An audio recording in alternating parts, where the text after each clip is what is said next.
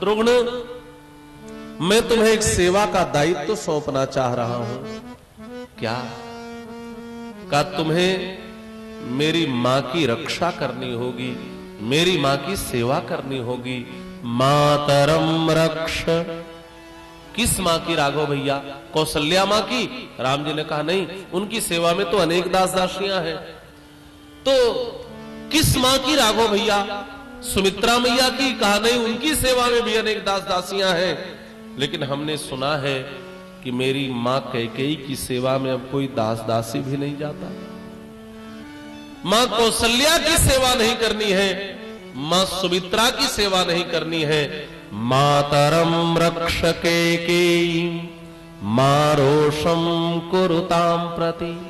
प्रभु श्री रामभद्र ने कहा, शत्रुघ्न, जब तक 14 वर्ष की अवधि पूर्ण करके मैं अयोध्या नहीं लौट आता, तब तक मेरी मां कैकेयी की रक्षा और सेवा दोनों की जिम्मेदारी मैं तुम्हें सौंपता हूं। मां कैकेयी दूर खड़ी होकर के सुन रही थी।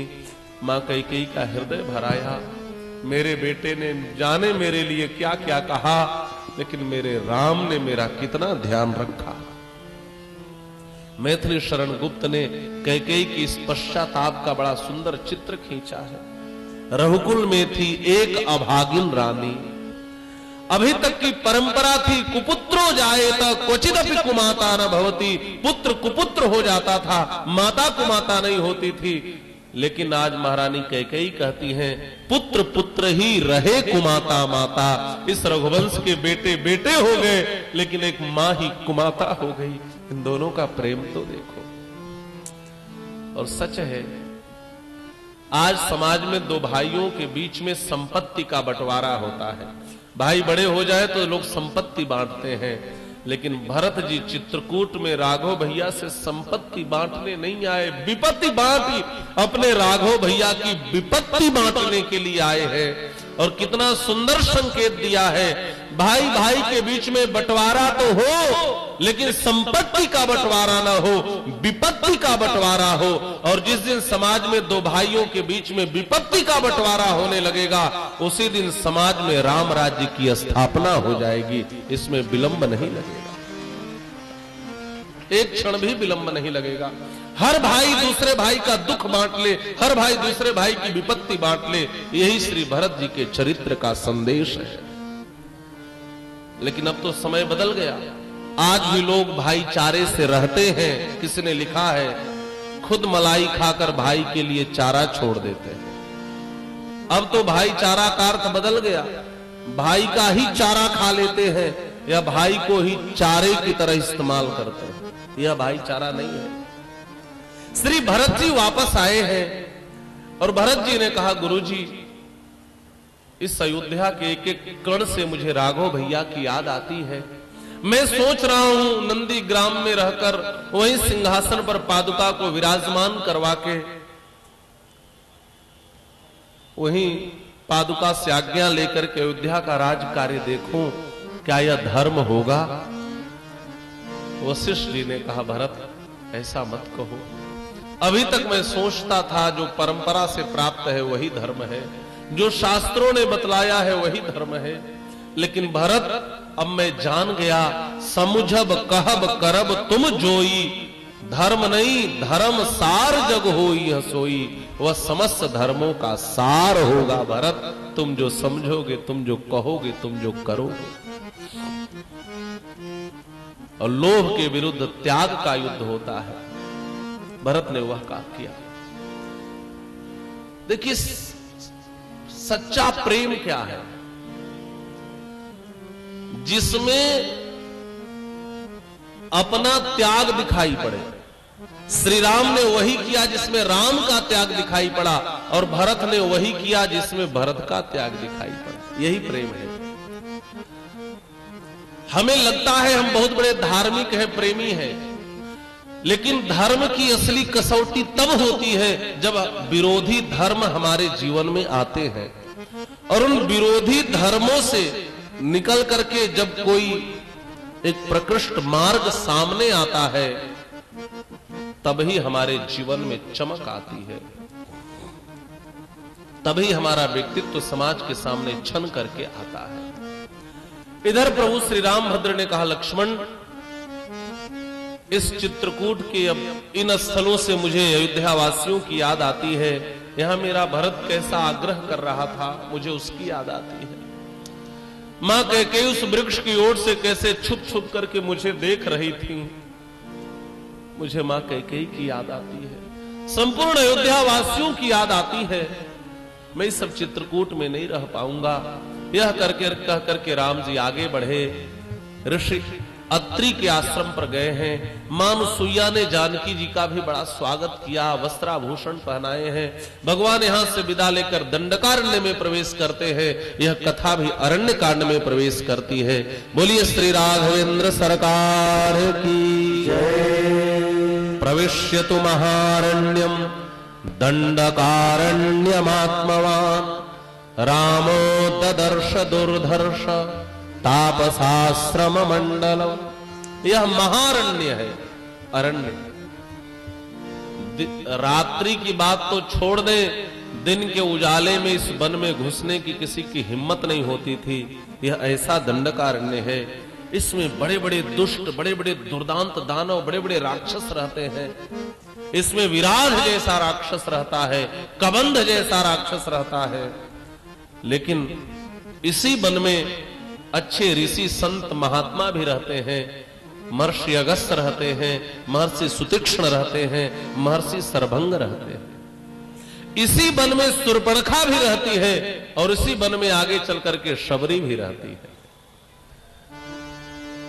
विनय पत्रिका में गोस्वामी तुलसीदास जी महाराज संसार को भी एक वन कहते हैं। संसार कांतार, संसार भी एक जंगल की तरह है, अटवी की तरह है, कानन की तरह है, अरण्य की तरह है। ध्यान देंगे, इस संसार भी एक वन की तरह है। कैसे? जैसे वन में राक्षस महात्मा दोनों थे, ऐसे इस दुनिया में भी अच्छे और बुरे लोग दोनों होते हैं। ध्यान से समझेंगे। एक और राक्षस है तो एक और महात्मा है। इस दुनिया में भी आपको बुरे लोग मिलेंगे तो अच्छे लोग भी मिलेंगे, दोनों है। एक और जहां वासना वासित शूर्पणखा है, वहीं दूसरी ओर भक्तिमती शबरी है। इस संसार में जहां एक और वासना का तांडव है, वहीं और दूसरी ओर भक्ति की पवित्रता भी है। जैसे राम जी इस वन को पार करके आगे बढ़ गए, वैसे हमें भी संसार वन से कैसे निकलना चाहिए, राम जी के अरण्य कांड के चरित्र को आत्मसात करके सीख लेना चाहिए। राम जी ने दुष्टों को दंड दिया और अच्छों को आदर दिया, वासना का विद्रूपीकरण किया और भक्ति का सम्मान किया। यही संसार रूपी वन से पार जाने का सूत्र है। संसार में अच्छे लोग पुरस्कृत होने चाहिए और बुरे लोग दंडित होने चाहिए, तभी समाज की व्यवस्था चलती है। जिस समाज में अच्छों का सम्मान न हो और बुरे की अवहेलना न हो, शास्त्र की दृष्टि में वह समाज मरा हुआ है। हाँ, उस समाज को मृत कहते हैं। रामभद्र ने दुष्टों को दंड दिया है और अच्छों का आदर किया है, वासना को विद्रूप किया है और भक्ति को पुरस्कृत किया है। वध का वध करके आगे बढ़े।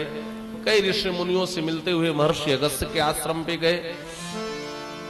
देखिए, राम जी ने आश्रम नहीं बनाया है। राम जी बहुत वर्षों तक बिना आश्रम के इस ऋषि के आश्रम से वहां से वहां टहलते रहे।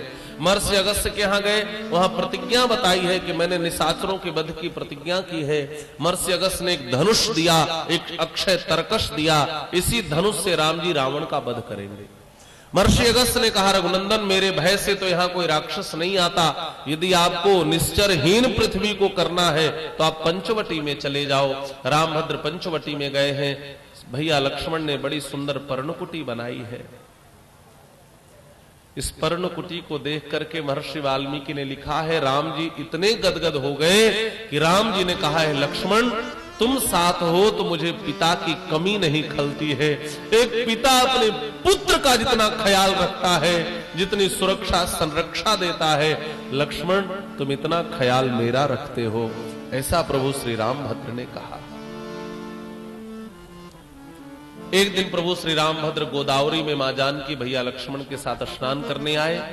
भरत जी की चर्चा चल रही थी, विलंब हो गया। राम जी वापस आ रहे थे, एक दुष्टा की दृष्टि पड़ गई और यह दुष्टा राम जी के सौंदर्य पर मोहित होकर के राम जी के पीछे पीछे पंचवटी में आ गई। आप जान गए यह कौन है? गोस्वामी जी के शब्दों में देखें। सूपनखा रावण के बहिनी, सूपनखा रावण के बहिनी, सूपनखा रावण के बहिनी, दुष्ट हृदय दारुण जस अहिनी। इसका नाम शूर्पणखा है। यह राम जी के पास विवाह की इच्छा लेकर के आई है।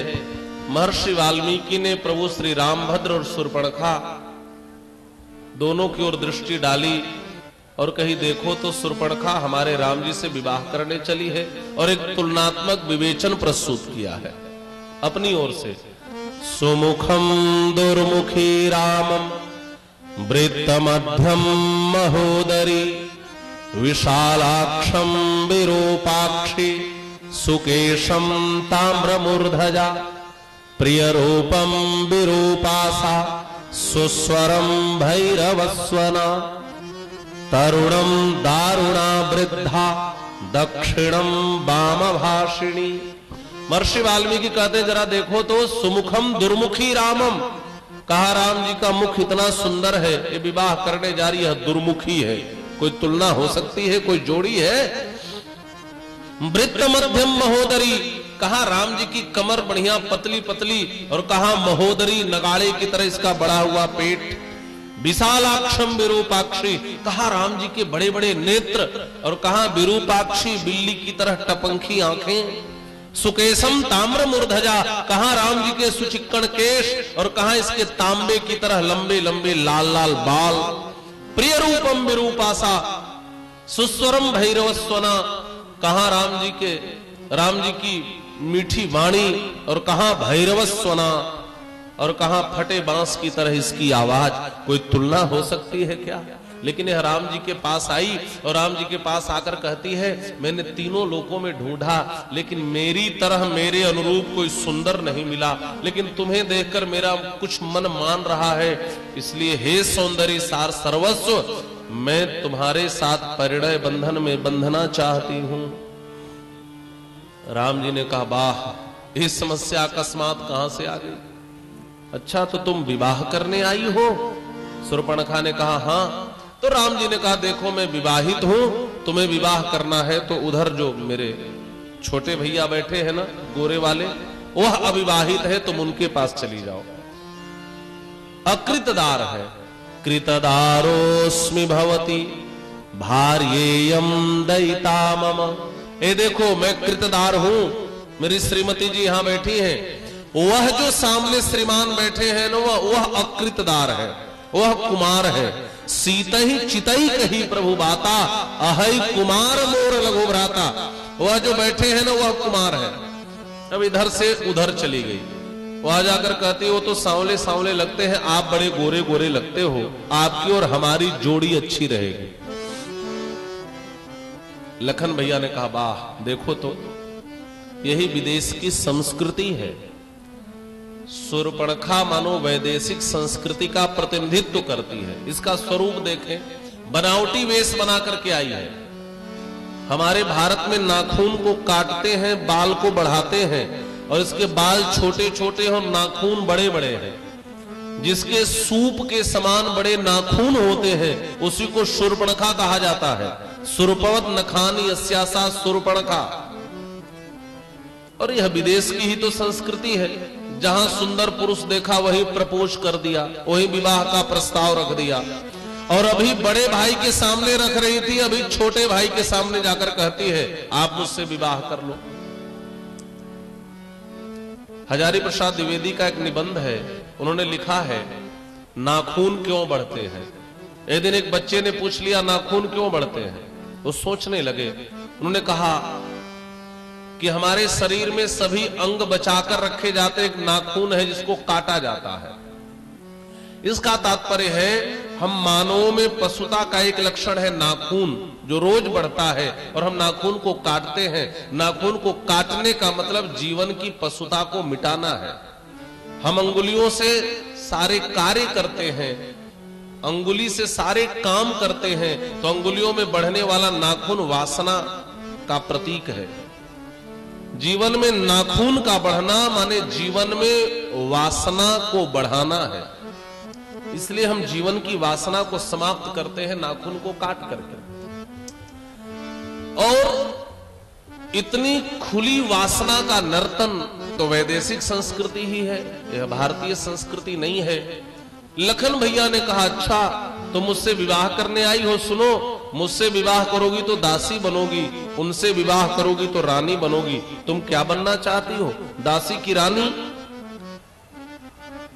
शूर्पणखा ने कहा, मैं समझी नहीं। लखन भैया ने कहा, सुनो, मैं उनका दास हूं। कथम दासस्य मे दासी भार्या भवतुमिच्छसि सोहमार्येण परमाण भ्रात्रा कमल वर्णिनी। अरे कमल वर्णिनी, अरे सुंदरी, मैं उनका दास हूं, मुझसे विवाह करोगी तो दासी बनोगी। और संतों ने बड़ा स्वाद लिया।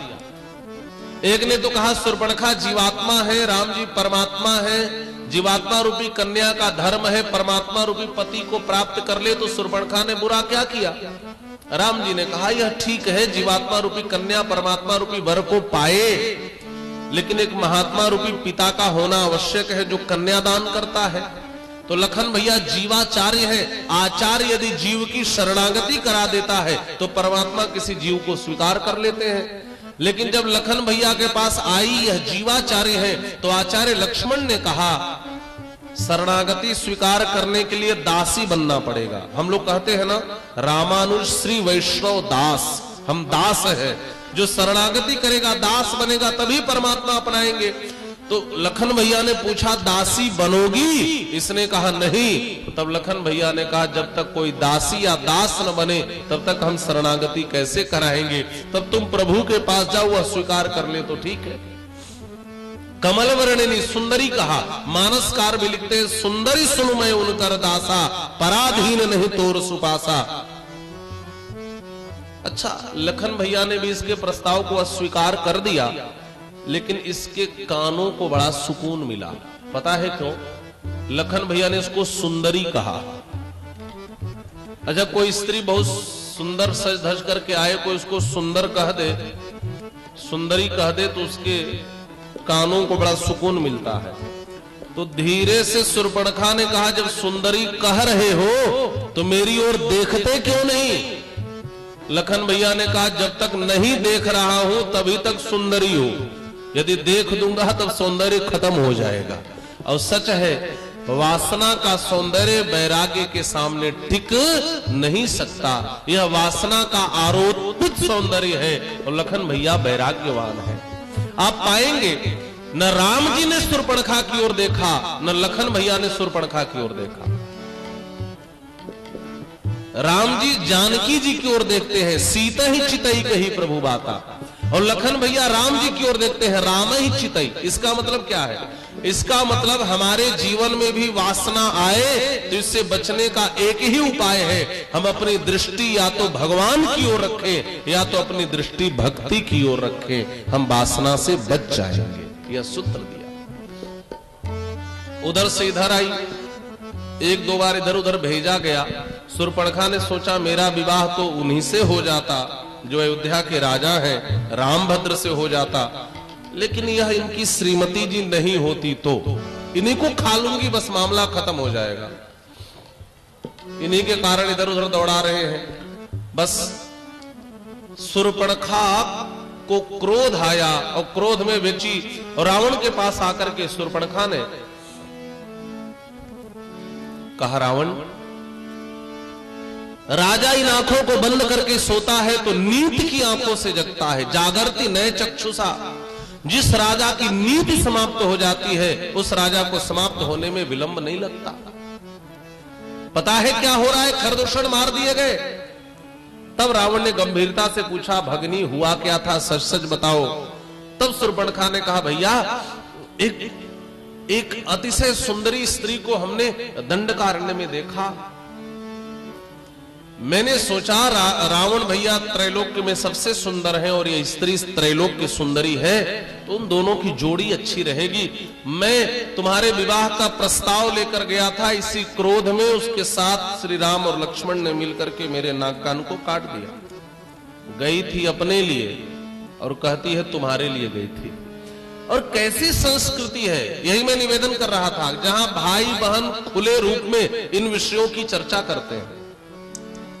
और रावण के सामने जानकी जी के नक्सिक सौंदर्य का वर्णन किया है, ऐसा महर्षि वाल्मीकि ने लिखा है। जानकी जी के रूप सौंदर्य के प्रति रावण को आकृष्ट किया है और रावण के हृदय में कामनाओं को भरा है। यही शूर्पणखा के विचार लंका में चल रहे हैं। शूर्पणखा जानती है मेरे नाक कान कटने से रावण पर कोई फर्क नहीं पड़ने वाला, क्योंकि मुझे विधवा बनाने वाला भी रावण ही है। अपनी बहन के कटे हुए नाक कान को देख करके यदि रावण के खून में उबाल आ ही जाता तो रावण को राक्षस क्यों कहा जाता। शूर्पणखा जानती है यह सौंदर्य का पुजारी है, इसलिए जानकी जी के सुंदरता का वर्णन किया।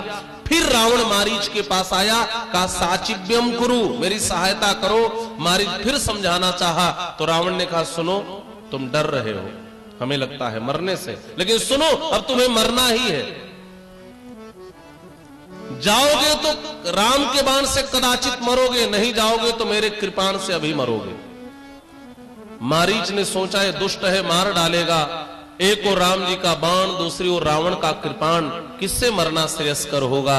रामादपि मर्तव्यम मर्तव्यम रावणादपि उभयोरपि मर्तव्ये वरम रामान्न रावणात्। जब दोनों ओर मरना है तो इस दुष्ट के हाथों से मरने की अपेक्षा राम जी के हाथों मरना ज्यादा श्रेयस्कर है। इसलिए मारीच ने सोचा चलो वही मरे। रावण मेरी भूमिका क्या होगी। रावण ने कहा तुम्हें सवर्ण मृग बनकर के श्री जानकी को प्रलुब्धित करना है और दोनों भाइयों को पर्णकुटी से दूर ले जाना है, उसके बाद मेरी भूमिका होगी। मारीच वही बनकर के सवर्ण मृग बनकर के जानकी जी तुलसी वृक्षों में जल दे रही थी, सामने आया। बड़ा ही सुनहरा मृग बनकर के आया है, इतना सुनहरा मृग बनकर के आया कि जानकी जी के प्रथम दृष्टि पड़ते ही उनके चित्त का आकर्षण कर लिया। जानकी जी आश्चर्य विस्फारित नेत्रों से, उन्मेषो निमेष विवर्जित नेत्रों से अपलक इस मृग को निहारने लगी। अंतर हृदय आनंद से प्रफुल्लित हो उठा।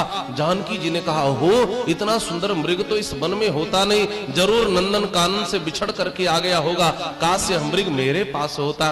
जानकी जी ने हरे हरे दूबों को उखाड़ा। आहूय च पुनः, आहूय आहूय मतलब आओ आओ। महर्षि वाल्मीकि ऐसा वर्णन करते हैं। धीरे से बुलाती है, पास में आता है, फिर कुलांचे मार करके दूर चला जाता है, फिर पास आता, फिर उछलकर चला जाता।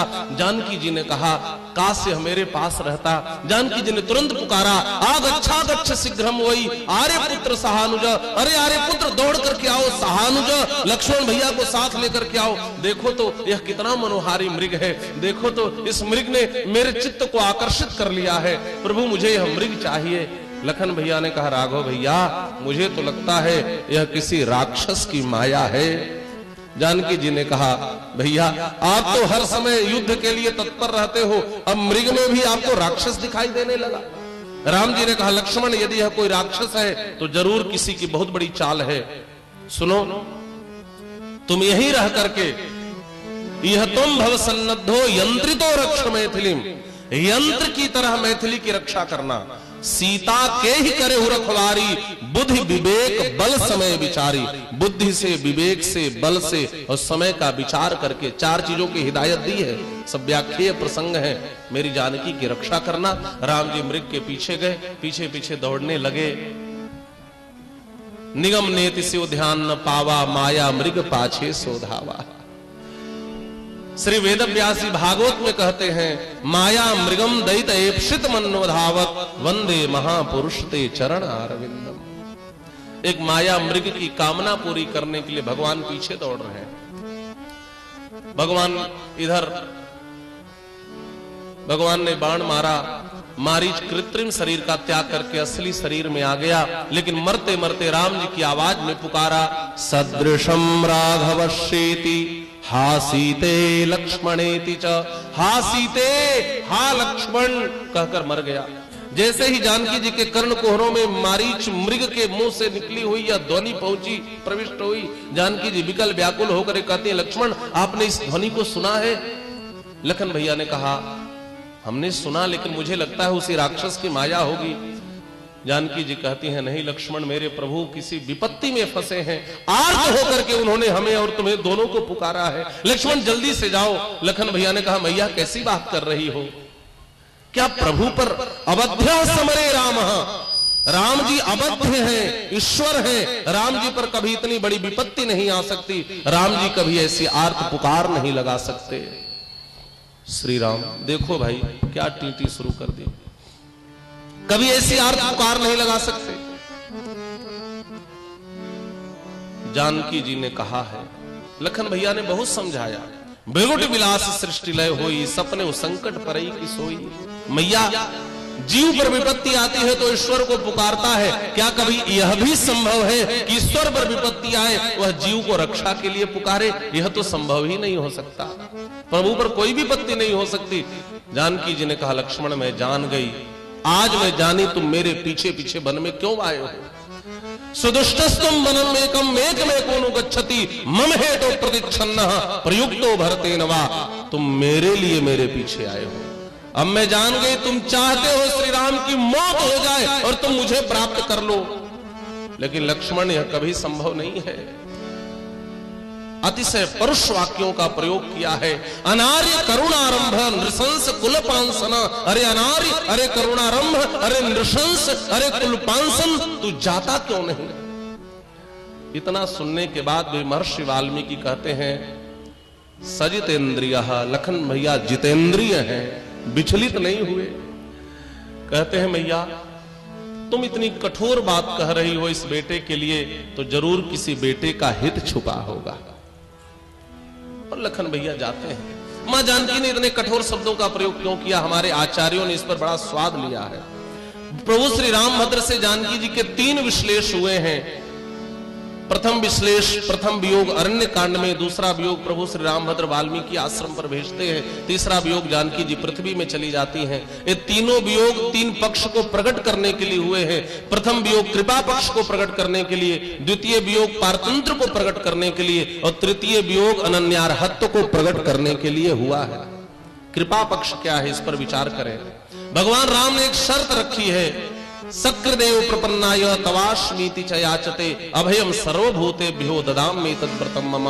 जो मेरे शरण में आकर कहता है एक बार प्रभु मैं आपका हूं, उसको अपना लेता हूं। श्रीमद् भगवद गीता में भगवान श्री कृष्ण ने कहा, सर्वधर्मान परित्यज्य मामेकम शरणं व्रज अहम त्वा सर्व पापेभ्यो मोक्षयिष्यामि मा शुच।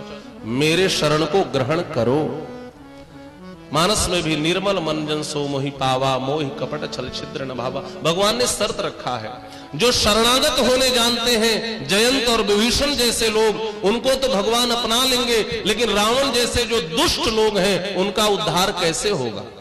यही जानकी जी की कृपा है, यही पक्ष है। ध्यान देंगे, जैसे कोई बेटा, कोई बालक कीचड़ में गिर जाए, पिता के पास आता है तो पिताजी कहते हैं गंदे कहीं के हटो, लेकिन मां के पास जाता है तो मां स्नान कराती है, उबटन लगाती है, सुंदर वस्त्र पहनाकर काजल डिठौना लगाती है, और जब वह बालक पिताजी के पास जाता है सज धज करके, तब पिता कहते हैं अले ले ले मेला बेटा, अभी तक आपका बेटा नहीं था जब कीचड़ में सना था। तो बाप हमेशा चाहता है कि जीव जो है वह साफ सुथरा निर्मल होकर मेरे पास आए, लेकिन मां तो करुणामयी होती है। यदि कोई कीचड़ में भी गिरा है तो उसको भी साफ करने का, स्वच्छ करने का स्वभाव मां का होता है। हमारे एक दाक्षिणात्य आचार्य ने लिखा है, जैसे कोई बालक कुएं में गिर जाए तो पिता भले बाल्टी डोर ढूंढे, लेकिन मां तो कुएं में गिर करके, कूद करके बालक को बचा लेती है। वैसे जो दुष्ट बेटे रावण, कुंभकर्ण आदि हैं, इनका उद्धार कराने के लिए यदि मुझे लंका रूपी कुएं में जाकर के उद्धार कराना पड़ेगा तो मैं चली जाऊंगी, इन दुष्टों का भी उद्धार करवा लूंगी। लेकिन एक ही बाधा है, क्या? वह है लक्ष्मण। लक्ष्मण के रहते एक रावण तो क्या, आज 1000 रावण भी यहां पर आ जाए तो मुझे ले जाने में समर्थ नहीं हो सकते। और इतने जीवों के उद्धार के लिए अपने प्यारे बेटे को कुछ अपशब्द कहने भी पड़े तो मैं कह लूंगी, उन दुष्टों का उद्धार करवाऊंगी। इसलिए जानकी जी ने ऐसे परुष वाक्यों का प्रयोग किया है। रावण आया है, जानकी जी का अपहरण करके ले जाने लगा। जानकी जी ने बड़ा यहां पर विलाप किया है। अंततः श्री जटायु जी आए हैं, रास्ता रोक कर खड़े हो गए। जटायु जी ने कहा है, रावण मेरी बेटी को छोड़ दो। वृद्धो हम तुम युवा धनवी सरथः कवची शरी न चाप्यादाय कुशली वैदेहिम में गमिष्यति। रावण मैं बूढ़ा हूं, तुम जवान हो, मेरे हाथ में कोई अस्त्र शस्त्र नहीं है, तेरे पास अनेक अस्त्र शस्त्र हैं, तुम्हारे पास कवच है, धनुष है, तुम रथी हो, मैं विरथ हूं, लेकिन फिर भी मेरी बेटी का अपहरण नहीं कर सकते। बाप कितना भी बूढ़ा हो जाए, उसकी आंखों के सामने कोई उसकी बेटी का अपहरण नहीं कर सकता है। इतना कहकर के जटायु जी ने चंचु प्रहार किया है, अपने पांवों का प्रहार किया है। रावण के सारथी को मार दिया, रावण के रथ को भग्न कर दिया। रावण के शरीर पर जहां प्रहार किया वहीं से खून की धारा बह पड़ी। रावण धड़ाम से पृथ्वी पर गिर करके मूर्छित हो गया। महर्षि वाल्मीकि के शब्दों में 2 मुहूर्त तक 48 मिनट का एक मुहूर्त होता है, रावण मूर्छित था। लेकिन मूर्छित रावण पर जटायु जी ने प्रहार नहीं किया। एक संत कहते थे कम से कम आंख तो निकाल ही लेते, अंधा हो जाता।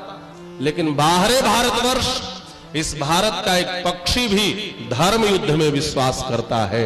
मूर्छित रावण पर प्रहार नहीं किया, यह भारत का धर्म है, ध्यान से समझेंगे। जब रावण स्वस्थ हुआ, जान गया कोई साधारण पक्षी नहीं है, अमोघ अस्त्र चंद्रहास को आवाहित किया और काटे सी पंख गिरा खग धरणी सुमिरी राम कर अद्भुत करनी। जटायु जी धड़ाम से धरती पर गिर पड़े। कहते हैं मैया मैं तुम्हारी बेटी को बचा नहीं पाया, पृथ्वी पर गिरकर धरणी से धरती से कहते हैं। जटायु जानकी जी का बड़ा विलाप है। फिर रावण ऐसे ही हाथ पकड़ करके ले जाने लगा। जानकी जी ने ऋष्यमुख पर्वत पर 5 बंदरों को बैठे देखा, पुकारा रक्षा करो, बंदर ताकते रह गए। जानकी जी ने कंगन चूड़ियों को उतारा, अपने आंचल को फाड़कर बांधा और फेंक दिया। संकेत यह है, यह वह भारतवर्ष है जहां का एक पक्षी भी नारी की लाज की रक्षा के लिए अपने प्राणों की आहुति दे देता है। जानकी जी ने सोचा जब भारत का पक्षी लाज की रक्षा के लिए लड़ सकता है तो भारत के पशु क्यों नहीं लड़ सकते, ये बंदर क्यों नहीं लड़ सकते। यदि नहीं लड़ सकते तो लो चूड़ियों को पहनकर बैठ जाओ, लो हमारे कंगन को पहनकर बैठ जाओ। जानकी जी ने चूड़ियों और कंगन को डाल दिया। दूसरा पक्ष यह है, यदि सच में कमजोर हो, इस रावण से नहीं लड़ सकते तो मेरे चूड़ियों कंगन को रखे रहना। एक दिन परमात्मा राम स्वयं चलकर तुम्हारे पास आएंगे और तुम निर्बलों को इतना सबल बना देंगे कि एक दिन रावण से लोहा लेने में तुम समर्थ हो जाओगे। इसको रखे रहना। रावण ले गया, प्रलोभन दिया, जानकी जी ने ठुकरा दिया रावण के लंका के साम्राज्य को। राक्षसियों के घेरे में बंदिनी की तरह रावण ने जानकी जी को रख लिया। इधर रामभद्र ने आते हुए लक्ष्मण को देखा, विकल होकर के दौड़ करके आए। पर्णकुटी को जानकी से शून्य पाया, इतस्ततः व्याकुल होकर दौड़ने लगे। गोदावरी के घाटों पर गए, वहां भी नहीं दिखाई दी जानकी जी। व्याकुल विकल होकर के चतुर्दिक रोने लगे, वृक्षों से पता पूछने लगे। कदम्ब यदि जानीषे त्वाम वासीते सुभाननाम। हे कदम, हे पन्नग, हे बकुल, हे धव, हे पीपल, हे पलास, हे अश्वत्थ, क्या तुमने मेरी जानकी को देखा है। मृगों का झुंड दिखाई दिया। राम जी दौड़ करके आए, मृगों से कहते हैं अरे मृग अथवा मृग सावाक्षिम मृगम जानाशि मैथिलीम। अरे मृग, तुमने हमारी जानकी को देखा है। हे खग मृग, हे मधुकर श्रेणी, तुम देखी सीता मृग नैनी। मृग नैनी उस सीता को देखा जो तुम्हारे साथ निरंतर खेला करती थी। उस सीता को देखा है जिनकी आंखें तुम्हारी तरह थी। अथवा मृग नैनी, मृगे नैनी यस्या सा मृग नैनी। आज मेरी सीता के नेत्र किसी मृग पर चले गए थे, ऐसे मृग पर जिसके नेत्र चले गए थे, ऐसी मृग नैनी मेरी जानकी को देखा है। मृग रोने लगे। मृगों ने कहा, रे दुष्ट मारीच, तुम्हें पशु ही बनना था तो दूसरी जाति का बन जाता। तुमने मेरी जाति को कलंकित क्यों किया है? मेरे जाति पर एक ऐसा धब्बा लगाया है, इसका प्रक्षालन हम कैसे करेंगे? अब श्री जानकी जी प्रभु रामभद्र हमारे ऊपर कभी विश्वास नहीं करेंगे। मृगों ने एक सलाह करी। मृगों ने कहा हम प्रभु को रास्ता बताएंगे जिस मार्ग से जानकी जी गई हैं। मृग कहते हैं प्रभु आपने बोलने की शक्ति तो हमें दी नहीं, लेकिन हमारे इशारे को समझ लेना। सारे मृगों ने एक साथ सिर को आकाश की ओर उठा दिया और दक्षिण दिशा की ओर दौड़ने लगे। दक्षिणाभिमुखा सर्वे पश्यंतो नभस्थलम।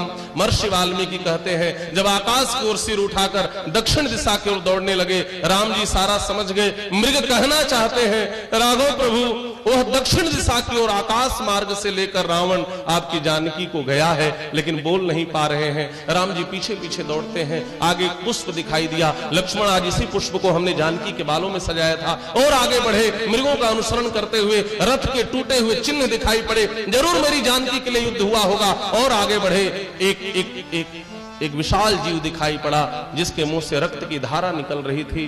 प्रभु श्री रामभद्र ने कहा इसी ने मेरी जानकी को खा लिया है, लाओ मेरे धनुष को मैं मार दूंगा। उन्होंने तुरंत धनुष उठाया। एक आवाज आई, मुझे मत मारो, मुझे मत मारो, रक्षसा निहतम पूर्वम, मुझे उसने पहले ही मार दिया है, अब आप मत मारो। इस आवाज को राम जी ने पहचान लिया। राम जी ने कहा लक्ष्मण यह कोई परिचित आवाज है। तब तक पुनः श्री जटायु जी ने कहा प्रभु सा देवी मम च प्राण रावणे नो भयो हृतम। मेरे प्राण और जानकी दोनों का अपहरण करके रावण चला गया। यह सोच करके राम जी आगे बढ़े। अरे ये तो मेरे जटायु जी हैं। इतना कह करके धनुष जाने कहां गिरा। इसको अवरेप ध्वनि कहते हैं। गृद्धराजम परिस्वज्य परित्यज्य महद्धनु। धनुष पहले गिरना चाहिए तब उठाते गोद में, लेकिन महर्षि वाल्मीकि कहते हैं धनुष जैसे बाद में गिरा हो, इतनी त्वरा थी उठाने की। गिद्धराज जटायु को गोद में उठा लिया। राम जी की आंखों से बरबस आंसू बरसने लगे। यहां पर संतों ने बड़ी बड़ी उत्प्रेक्षाएं की हैं। एक लाइन गोस्वामी जी ने गीतावली में वर्णन किया है। रामभद्र ने अपने गोद में जटायु जी को बिठा लिया।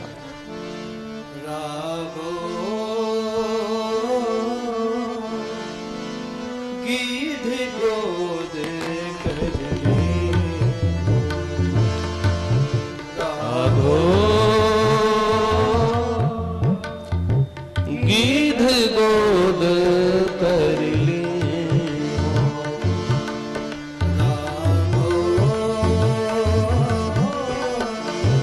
गिद्ध गोद करली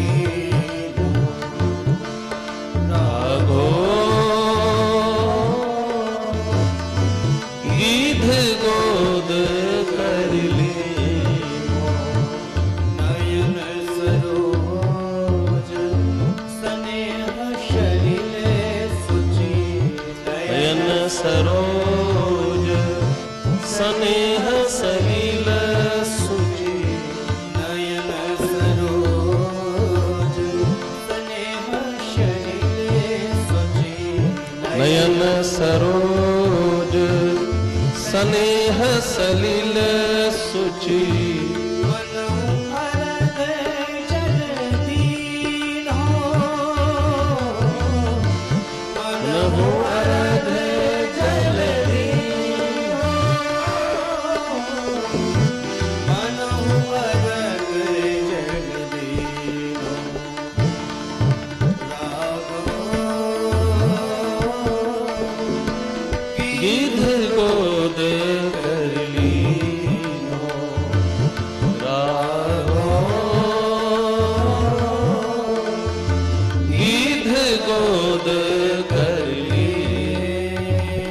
श्री रामभद्र जटायु जी को गोद में लेकर के रोने लगे। श्री जटायु जी के चेहरे पर मुस्कान थी। राम जी ने कहा तुम मुस्कुरा रहे हो? कहा हाँ प्रभु, जब तक पंख थे तब तक आप नहीं आए, आज पंख कट गए तो आप आकर गोद में उठा लिए। मैं जान गया जीव के पास जब तक साधना का पक्ष होता है तब तक प्रभु दूर होते हैं, और जब वह निरुपाय होकर आपके प्रति समर्पित हो जाए तो आप आकर के गोद में उठा लेते हैं। भगवान श्री रामभद्र कहते हैं लक्ष्मण सीता हरण जम दुखम नौमे सौम्य तथागतम। अब सीता हरण का दुख मुझे नहीं रह गया, मुझे तो ज्यादा दुख है गीधराज जटायु जी का अंत जिस प्रकार से हुआ। प्रभु श्री रामभद्र ने अपनी जटाओं को खोलकर जटायु जी के धूल को झाड़ना शुरू कर दिया। दीन मलिन अधीन है अंग, विहंग पड़ा छित खिन्न दुखारी, राघव दीन दयाल कृपालु के देखी भई करुणा अति भारी। गीध ही गोद में राख कृपा निधि, नैन सरोजन में भरी बारी, 12 बार सुधारत पंख। जटायु जी कहते हैं प्रभु मेरे पिताजी ने मेरा नाम जटायु रखा था तो मुझे इसका अर्थ पता नहीं था। जटायाम आयु ही थी जटायु, आपकी जटा स्पर्श पर्यंत तक ही जिसके जीवन की आयु हो उसी को शायद जटायु कहते हैं। इसीलिए अब प्रभु मैं चलना चाहता हूं। राम जी ने कहा नहीं, मेरे जन तात कछुक दिन जीजय, मेरे लिए आप कुछ दिन जीवित रहें। जटायु जी ने पूछा क्यों? कहा मेरे जीवन में एक कमी है, कमी आपके भी जीवन में है। क्या प्रभु? कहा मुझे कोई मैंने सुना है आपका कोई पुत्र नहीं है और मेरे सिर से पिता का स्नेहिल छांव चला गया।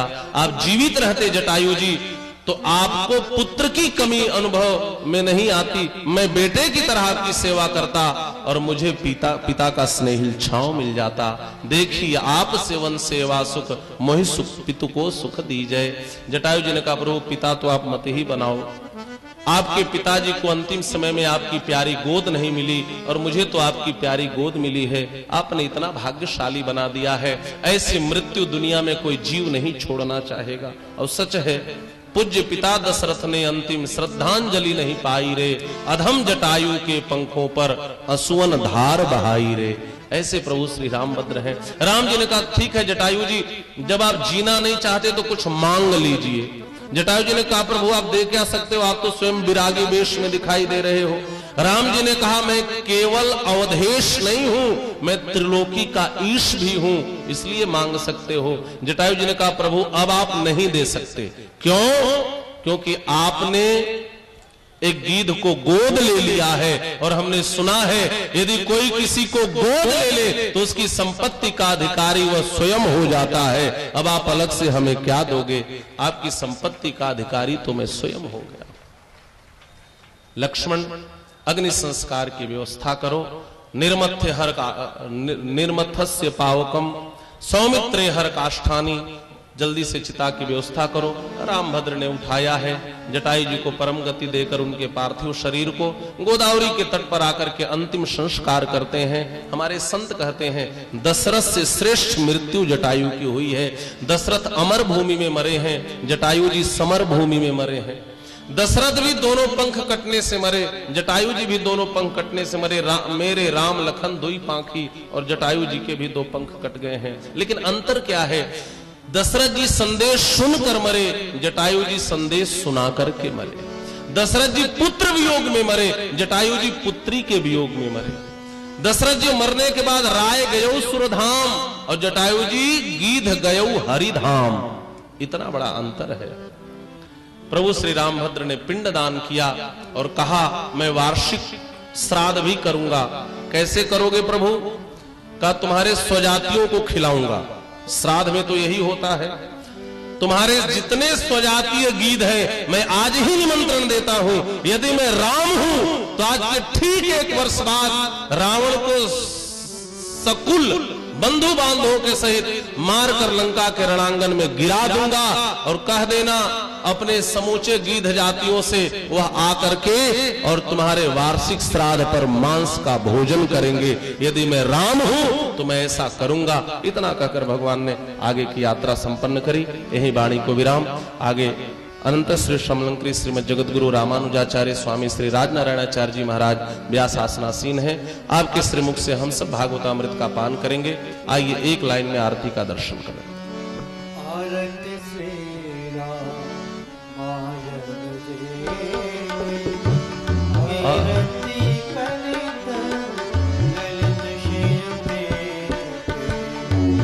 आरती श्री रामायण जी की, कीरति कलित ललित सिय ब्रह्मा विष्णु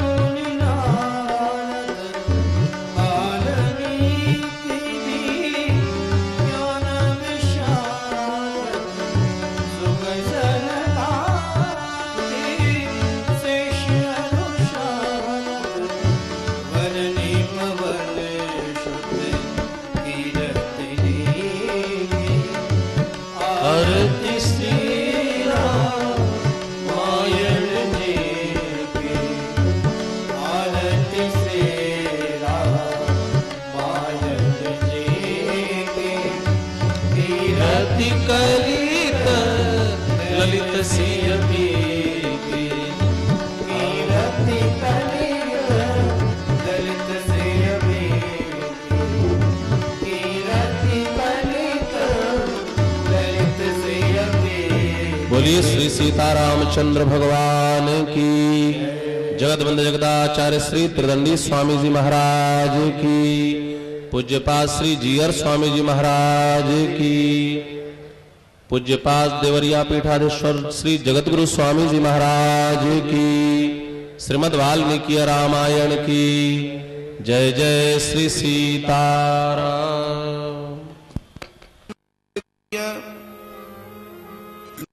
चैव नरोत्तमम्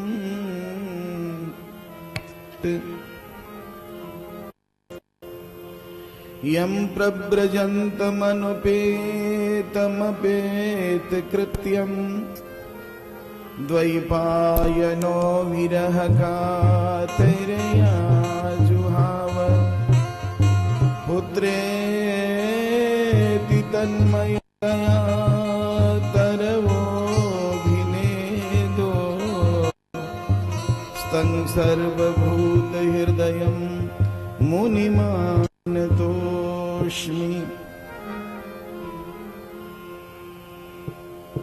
यत्र यत्र रघुनाथकीर्तनं तत्र तत्र कृतमस्तकाञ्जलिं बाष्पवारि परिपूर्णलोचनं मारुतिं नमत राक्षसान्तकम्। विना वेङ्कटेशं ननाथो ननाथः देवकी नन्दनाय च नन्दगोपकुमाराय गोविन्दाय नमो नमः। हा नाथ रमण पृष्ठ क्वाशिकासि महाभूत दायास्ते कृपणाय मे सखे दर्शय सन्निधिम्। वन्दे नन्दव्रजस्त्रीणां पारेणुमभीक्ष्णशः यासाम् हरिकथोद्गीतं पुनाति भुवनत्रयम्।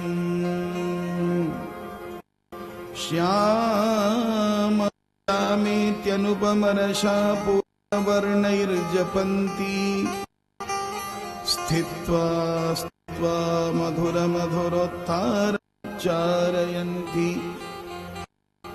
मुक्ता फूला नयनगलिता अश्रुबिन्दुन् वहन्। श्रीमद्भागवत की अंतिम पंक्ति है, नाम संकीर्तनम यस्य सर्व पाप प्रणाशनम प्रणामो दुख समनस्तम नमामि हरिं परम।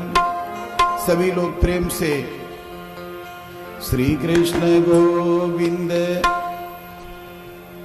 सभी लोग ताली बजा करके, कोई ऐसा व्यक्ति ना हो जो कीर्तन ना बोले, सभी बोलेंगे साथ में।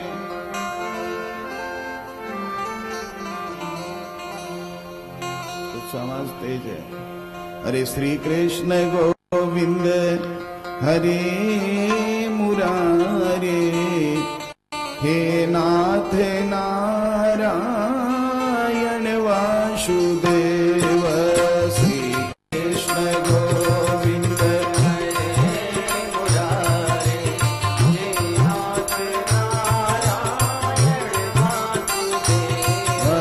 श्री कृष्ण गोविंद हरे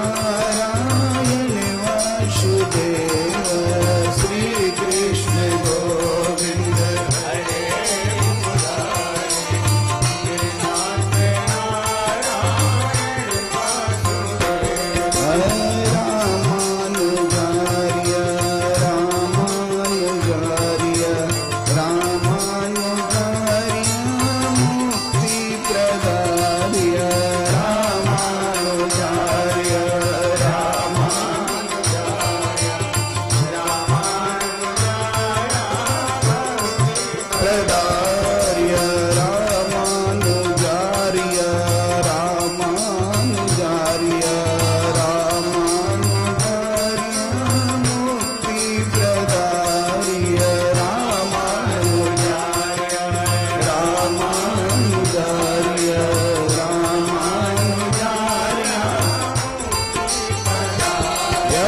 श्री कृष्ण गोविंद हरे मुरारे हे नाथ नारायण वासुदेव श्री कृष्ण गोविंद हरे मुरारे हे नाथ नारायण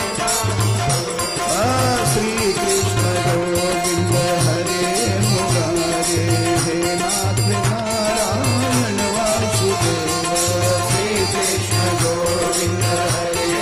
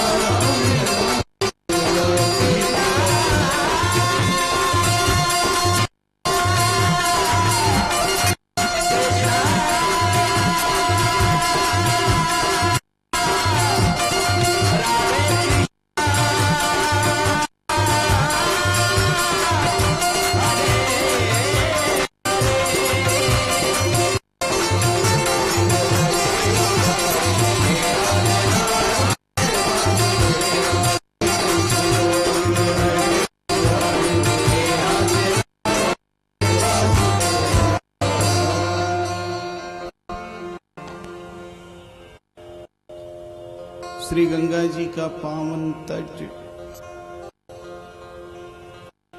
आत्मा विमलात्मा महात्माओं का सत्संग, भगवान सुखदेव के पाद कदमों का अवलंबन करके पांडव वंश के उज्ज्वल नक्षत्र परम भागवत महाराजा परीक्षित विराजमान है।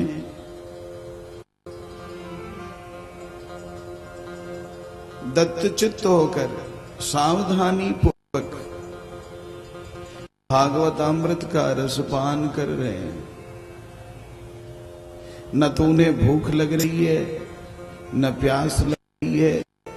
आज 7वां दिन अमृत वर्षा हो रही है। देखो देवताओं का अमृत है ना, उस अमृत की बजाय ये भागवत रूप महत्व, भागवतामृत का पान कर लिया, फिर अब कहना ही क्या है। श्री सुखदेव जी कहते हैं कि राजन, श्री रुक्मिणी जी के साथ श्री ठाकुर जी का विवाह हुआ। देखो वास्तव में रुक्मिणी जी साक्षात मां लक्ष्मी। श्री विष्णु पुराण में चर्चा है, राघवत्वे भवत सीता, जब करतुम अन्यथा करतुम समर्थ भगवान नारायण श्री राम रूप धारण